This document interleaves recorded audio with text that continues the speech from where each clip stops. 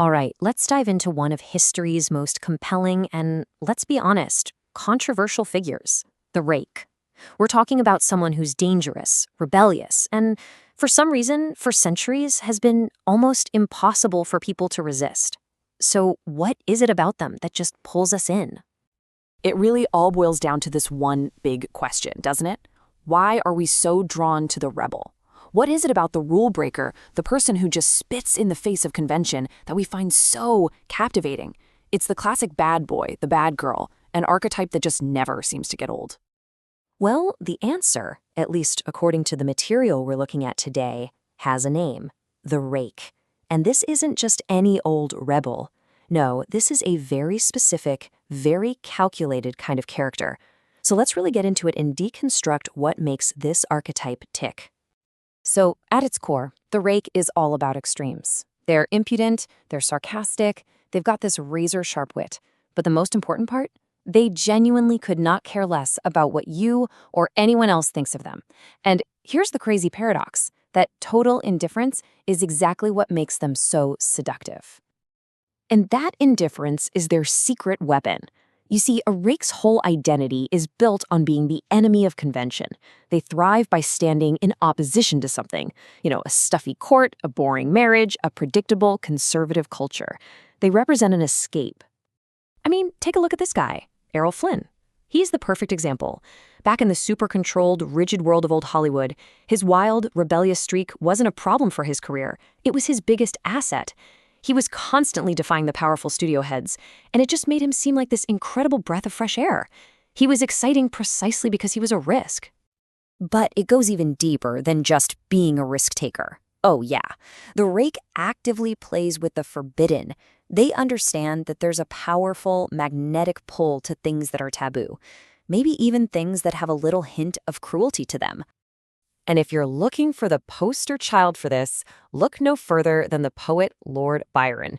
This man didn't just break the rules, he smashed them into a million pieces and made sure he had a massive audience watching him do it. He turned scandal into an absolute art form.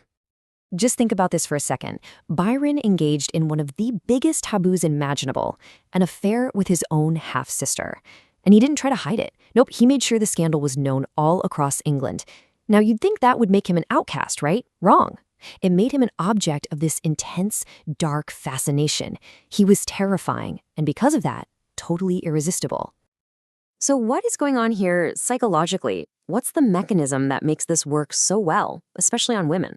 Well, it taps into a very specific and incredibly powerful fantasy. It all comes down to this one core belief, the idea that I'll be the one. The rake is this untamable, wild force of nature, and that presents a challenge. It creates this fantasy that you, and only you, will be the one person who can finally reform him, who can capture that wild heart for good. And this is not some new thing. This quote just nails it. It's a timeless, sometimes tragic, but always seductive pattern. From Lord Byron to Pablo Picasso, the greatest rakes in history have all mastered the art of making their targets believe in this one special hope. And there's a kind of playbook for it. It often follows these steps. See, the rake doesn't lead with his darkness. First, he's charming, he's dashing. Then, slowly, he reveals that darker, more intense side.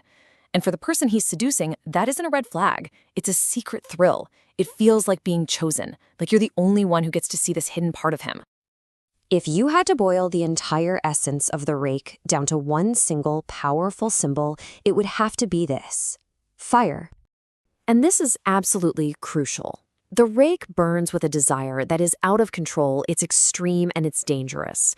It's a fire that threatens to consume everything, but it also gives off warmth. It actually inflames the very woman he's seducing, and the danger of getting burned just makes the whole experience that much more intense. Of course, when you play with fire, you are gonna get burned. This kind of lifestyle is incredibly risky, and it's not just about breaking hearts. A rake faces some very real threats. I mean, just look at a more modern example, like Elvis Presley. The guy had a habit of going after women who were already with someone else. And that meant he was constantly facing the very real, very physical danger of angry husbands and boyfriends. The source material even says that for a rake, an occasional pummeling is part of the game. So the rake is really up against two kinds of danger. On the one hand, you've got the obvious one, the immediate physical threat from an angry partner. But then there's this other, sneakier threat, the envy of other men. These guys won't challenge a rake face to face. No, they attack his reputation, his career, and they do it all while pretending it's for some high moral reason. So what's the countermove? How does a rake defend against that? Well, they don't apologize. They don't back down. The advice is to actually lean into it. You treat that envy not as a problem, but as proof that you're winning. It becomes a badge of honor. And all of this leads us to the rake's ultimate weapon. The one thing that protects them and projects their power more than anything else. And that is their reputation. And you have to understand, this is a total mind shift. A reputation isn't something that just happens to you. For the rake, it is a deliberate creation. It's something they craft and perfect and display like an artist with their masterpiece. It's their life's work. Which brings us to the rake's guiding philosophy, their number one rule. Never, ever apologize for your bad name. Don't downplay it. Instead, you embrace it. You enhance it. Every rumor, every scandal, it's just another brushstroke on the canvas. To say sorry would be to ruin the whole painting. So I'll leave you with this question to think about. In our world today, is this whole archetype just an outdated relic from another time? Or does the rake, maybe in new and different forms, still represent a timeless, undeniable, and, yes, dangerous force of human attraction?